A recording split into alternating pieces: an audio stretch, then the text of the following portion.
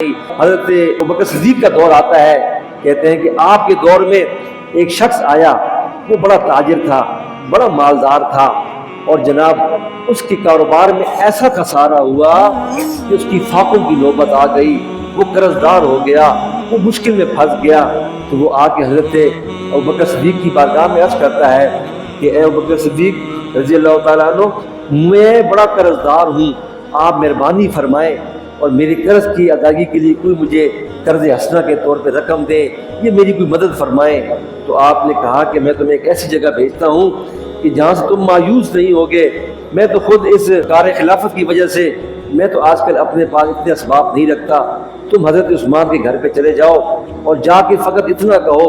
کہ میرے لیے یہ پریشانی ہے، تو وہ تمہیں خاطر خواہ تمہاری خدمت کریں گے۔ تو اس شخص نے کہا کہ آپ کوئی رکا لکھ دیں، کوئی حوالہ دے دیں۔ ابوبکر صدیق نے فرمایا کہ کسی حوالے کی ضرورت نہیں ہے، تم جاؤ تو صحیح، وہ عثمان کا کاشانہ ہے۔ کہتے ہیں کہ وہ شخص جب حضرت عثمان کے دروازے پہ گیا، ابھی وہ دروازہ کھٹکھٹانے ہی لگا تھا تو اسے اندر سے آواز آئی کہ حضرت عثمان اپنے ساداتوں کو تعلیم دے رہے ہیں اور کہہ رہے ہیں کہ تم کتنی فضول خرچی کرتے ہو، اس دودھ کے ساتھ شہد استعمال کر رہے ہو، اور وہ بھی اس طرح کہ تمہیں جیسے اس کو تم وافر طور پہ ضائع کر رہے ہو۔ تو وہ شخص بڑا حیران ہوا کہ مجھے ابوبکر صدیق نے کس کے گھر پہ بھیج دیا، وہ تو اپنے بچوں کو جو ذاتی استعمال کی چیز ہے ان پہ تنبیہ کر رہا ہے۔ ابھی اسی شش پنج میں تھا کہ حضرت عثمان بعد تشریف لے کے آئے، اور آنے کے بعد جب وہ دیسے باہر آئے تو شخص نے کہا کہ السلام علیکم ورحمۃ اللہ وبرکاتہ۔ تو حضرت عثمان سمجھ گئے کہ یہ ہمارا اسلامی بھائی ہے، مسلمان بھائی ہے، آپ گھر میں لے کر آ گئے۔ گھر میں لانے کے بعد اس شخص کو بٹھایا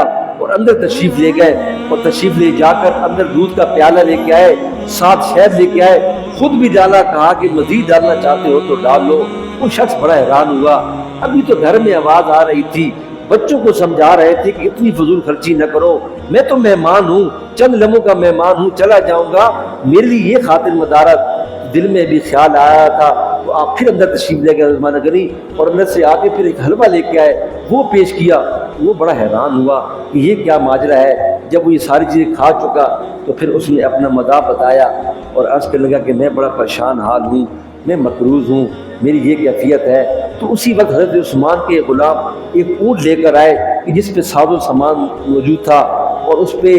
کھانے پینے کی اشیاء، پہننے کے کپڑے موجود تھے، اور حضرت عثمان غنی نے اس کو غالباً اس کو 3000 دینار درکار تھے، اس سے کئی گنا 3 گنا زیادہ جو ہے وہ دینار بھی عطا فرمائے، اور کہنے لگے کہ یہ اونٹ پہ جو سامان ہے اسے لے جاؤ اور یہ تمہارے بچوں کے لیے ہے۔ تو وہ کہنے لگا کہ حضور یہ اونٹ واپس کرنے کے لیے مجھے پھر آنا پڑے گا، تو میں آپ کو واپس کر دوں گا۔ تو کہا کہ یہ اونٹ واپس کرنے کے لیے نہیں دیا گیا، یہ بھی تم لے کے ساتھ جاؤ۔ جب یہ دیکھا تو حیران ہو گیا اور عرض کرنے لگے اے اللہ کے پیارے صحابی، مجھے یہ بات سمجھ نہیں آئی کہ جب میں آیا تو آپ اپنے بچوں کو سختی فرما رہے تھے۔ تو کہنے لگے تم نے صحیح سنا ہے، میں اپنے بچوں کو ہدایت دے رہا تھا، تربیت دے رہا تھا کہ جب چیز میسر ہو نا تو اسے میانہ روی کے ساتھ استعمال کرنی چاہیے، حکمت کے ساتھ استعمال کرنا چاہیے، اور اس طرح اس کی جو ہے نا بے قدری نہیں کرنی چاہیے۔ وہ تربیت کا ایک جو ہے وہ معاملہ تھا، لیکن یہ تو میں نے اللہ کی راہ میں خرچ کرنا ہے، اور اللہ کی راہ میں جتنا خرچ کرو وہ کم ہے۔ تو یہ وہ حضرت عثمان غنی ہے